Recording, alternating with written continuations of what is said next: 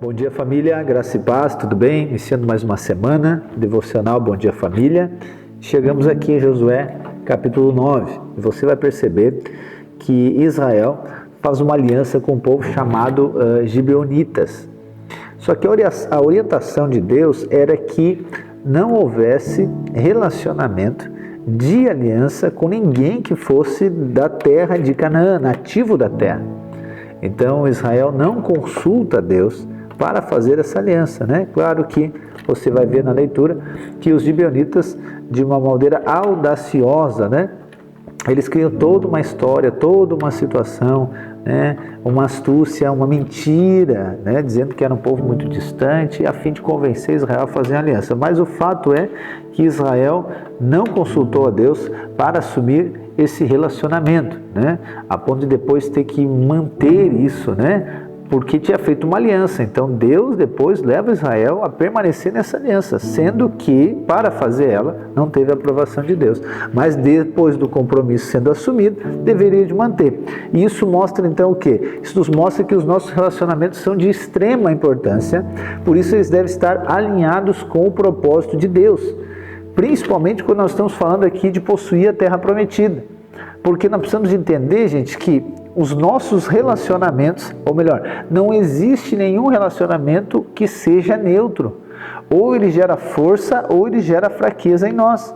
Ou ele vai agora, né, nos encorajar, nos alinhar, ele vai cooperar para que o propósito de Deus se cumpra, ou ele vai para o outro extremo, ele será contrário, ele vai impedir, vai limitar.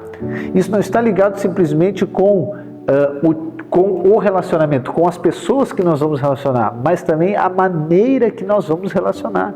Porque nem todas as pessoas são iguais, nós não podemos relacionar com todas as pessoas de maneira igual.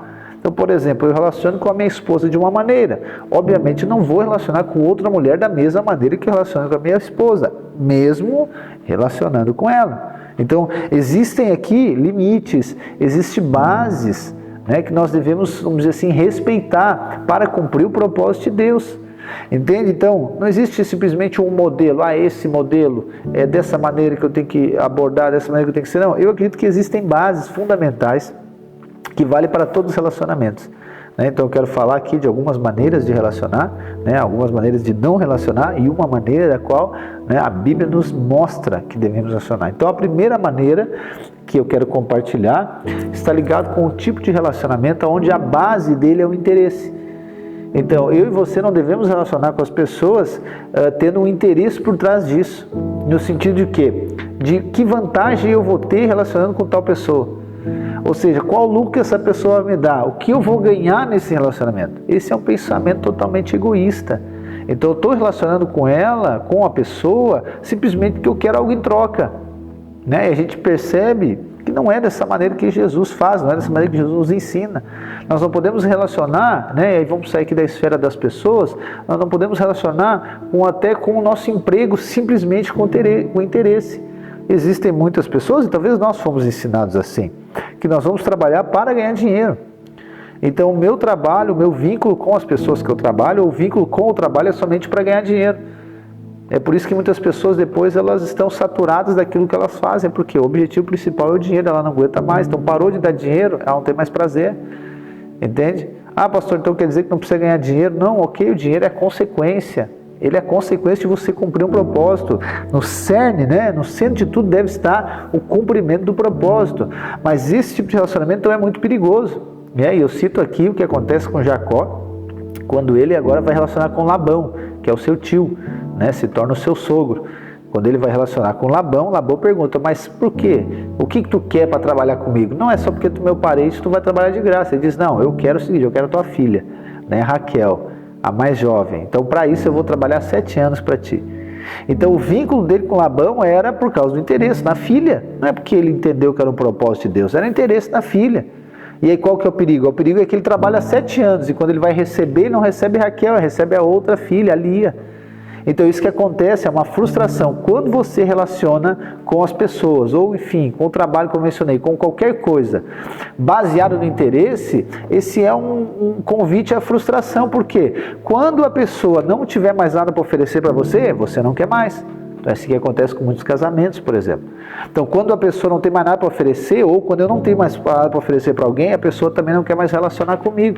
Essa não é uma base bíblica, ok? Outra maneira que nós não devemos relacionar é sendo sectários. O que é sectário? É aquela pessoa que ela crê em algo, ela tem uma crença, só que ela se torna sectária. Por quê? Porque ela se torna intolerante a outros que creem diferente e ela se torna isolado.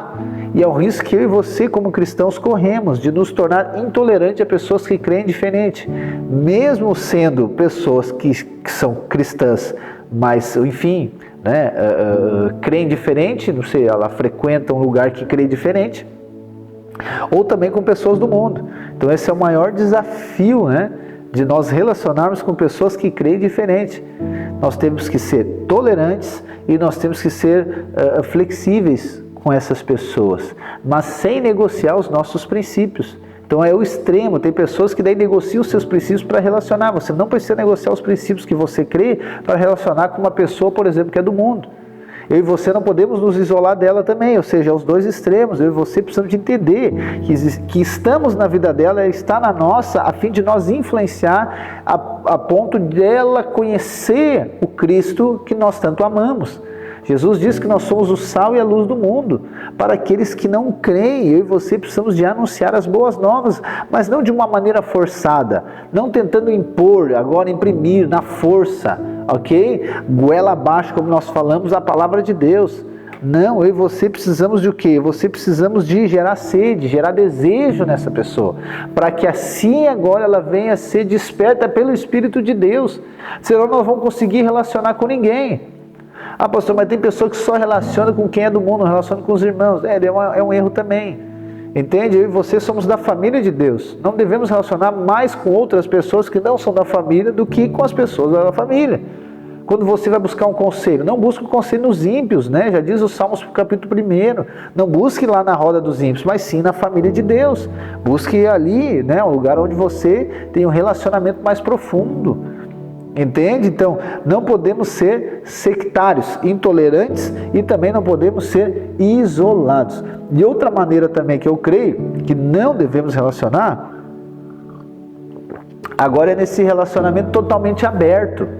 Então, que leva nós a nos relacionar com todas as pessoas em todo o tempo, sem nenhum tipo de filtro.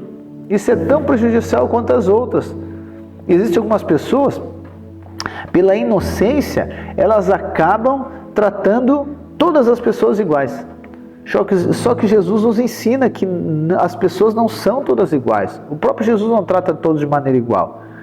Eu e você precisamos fazer, né, lá em Mateus 10,16 diz que temos que ser simples como a pomba e prudente como a serpente. Então nós precisamos conhecer o mal, nós precisamos de, entendeu? Perceber. E existem muitas pessoas que se decepcionam com os crentes, com a igreja. Por quê? Pois acredito porque a pessoa é crente, ela não erra, não falha, não mente, não tem nenhum tipo de problemas, entendeu? Em relação à conduta, é um engano, é uma ilusão, gente. As nossas igrejas, as igrejas são, né, existem muitas crianças, ou seja, imaturos. Existem pessoas que são imaturas espiritualmente. Todos nós fomos inseridos num processo de transformação. Então a pessoa que é imatura, ou seja, criança, né, no sentido espiritual, ela vai errar, ela vai falhar. Nós não podemos tratar todos iguais, assim é numa família, eu não posso tratar, né, eu tenho meu filho de 3, a minha filha de 5 ou de 9, eu não posso tratar todos iguais, entende? Não posso achar que o meu de 3 tem a maturidade de 9, não. E muitas pessoas consideram, a igreja é crente, é tudo igual. Não faça isso. Isso é um convite à frustração à igreja. Então não é a mesma coisa que eu pegar. Então, por exemplo, eu pegar, confiar, dar R$100 na mão de uma criança de 10 anos e dizer para ela, largar ela dentro de uma loja de chocolate e dizer para ela assim, ó, tu não compra chocolate. É claro que ela vai pegar os R$100, vai gastar, vai comprar chocolate e depois ainda vou sair falando que ela pegou meu dinheiro, que ela gastou todo o meu dinheiro. É claro, é criança, gente.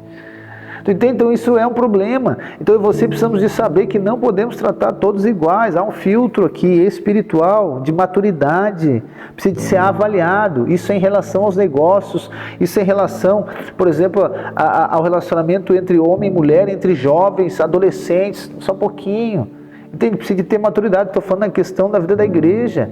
Em relação também à contratação de funcionários aí fora, então também agora precisa de perceber, entende? Existe aqui uma maturidade. Então você precisamos de filtrar isso aqui, não está ligado com uma questão pessoal da pessoa, mas está ligado com uma maturidade que ela não tem ainda, então eu não posso cobrar dela uma maturidade. Então isso aqui vai, né, levar você a relacionar com a pessoa, não é com a pessoa correta simplesmente, mas relacionar com as pessoas de maneira correta. Mas a maneira que eu acredito que nós devemos relacionar, eu chamo aqui de relacionamento proposital, ou seja, por causa do propósito. Eu acredito que essa é a maneira bíblica, irmãos, de relacionarmos uns com os outros, tendo o propósito de Deus como base. É o propósito de Deus que vai definir com quem nós relacionamos e a maneira que nós relacionamos. Então é aqui que nós vamos entender que todas as pessoas, que todos os nossos relacionamentos estão ligados com o propósito de Deus, porque nós não iremos possuir a terra prometida sozinhos. Deus enviará pessoas a fim de nos conduzir ao cumprimento de propósito. E é nesse lugar aqui onde não é por interesse, não é só porque a pessoa tem algo para me oferecer, ou não é só porque eu tenho algo para oferecer para ela. Aqui nesse lugar há uma reciprocidade, há uma mutualidade. É aqui onde eu sirvo pessoas, mas eu também sou servido por elas. É aqui onde eu abençoo pessoas, mas também sou abençoado por elas. É aqui onde eu amo as pessoas, mas também sou amado por elas. Então a Bíblia vai mostrar, descrever, o apóstolo Paulo foi um grande homem de Deus, mas nós vemos que Deus colocou pessoas na vida dele, colocou ele na vida de pessoas para cumprimento do propósito. Então desde que ele tem um encontro com Jesus, lembra? Deus envia Ananias, aquele irmão, para orar por ele, tira a escama do olho e enche ele do Espírito. Depois Deus usa Barnabé, né, para levar ele até Antioquia, ali juntos, edificar a igreja, 1 ano ensinando. Monta-se então o presbitério, a liderança da igreja. Paulo e Barnabé são enviados pelo Espírito, né, em posição de mãos do presbitério para abrir igrejas. E depois Paulo então gera Timóteo, Paulo gera Tito, os verdadeiros filhos na fé que ele chama. Existem pessoas que andam com ele, Silas anda com Paulo, né? O casal, aquele maravilhoso Priscila e Áquila, que Paulo elogia, dizendo que eles colocaram a própria vida em risco pela vida de Paulo. A gente vai ver Lídia, que abre a casa, Ninfa, enfim, inúmeras pessoas, né? Lucas, o médico, que escreve o livro de Atos e é da equipe de Paulo depois. Um tanto de pessoas que nós vamos ver, que Deus coloca na vida de Paulo e coloca Paulo na vida delas para elas crescer, para elas edificar a igreja, ou melhor, cumprir o propósito de Deus. Nós vamos ver isso também na vida de Davi, né? O homem segundo o coração de Deus. Deus envia Samuel para ungir Davi. Deus envia Davi agora para conectar com Jonatas, filho de Saul, que perseguia ele. Jonatas se torna o treinador de Davi, faz dele um guerreiro melhor do que Jonatas. Depois Deus usa Natã para corrigir e direcionar Davi. Então, ou seja, Davi sozinho não conseguiria, ou seja, Deus coloca pessoas para cumprimento do propósito, entende? Então, quando Deus quer abençoar você, Ele sempre vai colocar uma pessoa na sua vida, para que essa pessoa coopere com o propósito dEle. Nós vemos isso na própria vida, então, de Josué também. Moisés, nós vemos Josué serviu e sendo servido por Moisés, porque foi treinado. Nós vemos Caleb andando junto com Josué, e tantos outros, né, participaram das conquistas das cidades, da conquista da terra prometida. Então nós precisamos entender que para cumprir o propósito de Deus, Deus enviará pessoas. Por isso não despreze nenhuma delas. E você precisamos de reconhecer todas as pessoas, quem é quem em relação ao propósito de Deus. Porque pessoas são portas na nossa vida, são canais do céu aqui na terra. Então eu e você precisamos reconhecer os enviados de Deus na nossa vida. Honrar, guardar, cultivar esse relacionamento saudável a fim de possuir a terra prometida, irmãos. E você precisamos de aprender algo. E aqui eu finalizo. Que nem todos permanecerão na nossa vida para sempre. Alguns vão passar, porque há um tempo e um propósito. Nem estou falando em relação à morte, estou falando em relação a tempo de propósito nessa terra mesmo, né? As pessoas vão passar, tem tantas pessoas que você relacionou, mas não aprofundou o relacionamento, não desfrutou o máximo. Nós vemos, né, ali a questão de Paulo e Barnabé, eles andam junto um tempo, chegou uma hora que Deus diz, ok, é aqui, cada um foi para um lado. Entende? Não é porque Paulo está certo e Barnabé está errado, é porque chegou o tempo de Deus na vida. E assim é, talvez você trabalhe com pessoas fantásticas, né? São colegas que trabalham, você nunca desfrutou do relacionamento, sempre foi olhando para a performance dele. Talvez, né, o seu filho, por exemplo, é alguém que vai estar sempre com você, mas hoje ele está na sua casa, vai ter um dia que ele vai casar e vai ter a casa dele. entende? É um outro tempo de relacionamento, né? A sua esposa é até que a morte separe, seu marido também. Mas tem pessoas que passam a nossa vida. Hoje você está aqui, né? Amanhã talvez não esteja mais. Então aprenda a desfrutar dessas pessoas, porque há um tempo, há um propósito. Depois que passou o tempo, aí vai ficar aquele, né, uma espécie de um remorso, até uma condenação. Por que eu não desfrutei? Por que eu não aproveitei mais daquela pessoa? Por que eu não aprofundei mais relacionamento? Por que eu não aprendi mais dela? Por que eu não desfrutei da presença dela? Ou seja, o nosso pensamento é sempre do que a pessoa pode dar, o que ela pode fazer, mas nunca da presença.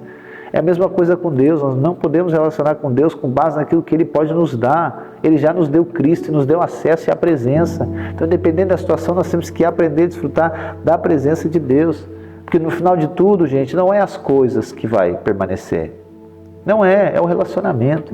Então, se a gente for ver os evangelhos, né, a gente não vai ver o relato ali de alguém dizendo que Jesus deu alguma coisa para ele. Não, Jesus me deu um celular. Jesus me deu um carro novo. Não, ele vai dizer que estava com Jesus. Né? Tanto o João quanto o Pedro diz, eu posso falar daquilo que eu vi, daquilo que eu vivi. Daquilo que nós ouvimos. Eu posso testemunhar dele, da pessoa dele.